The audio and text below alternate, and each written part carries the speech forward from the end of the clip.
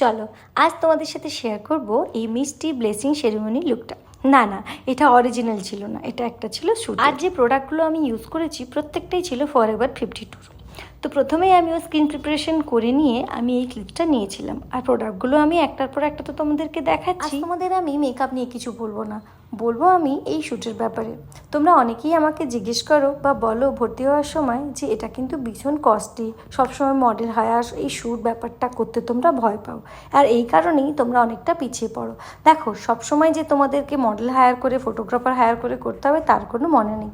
এখনকার দিনে প্রত্যেকের কাছেই ফোন আছে, আর এই ফোনটাকে তোমরা একটু কাজে লাগাও। আর প্রত্যেকেরই বন্ধু সার্কেলে কেউ না কেউ তো বান্ধবী রয়েছে যে একটু সাজুগুজু করতে ভালোবাসে, ব্যাস হয়েই গেল। আর শাড়ি গয়না সেটা তো চাইলে সবাই জোগাড় করতে পারো, আফটার অল আমরা মেয়ে। শুধু দরকার টাকা জমিয়ে একটা রিং লাইট।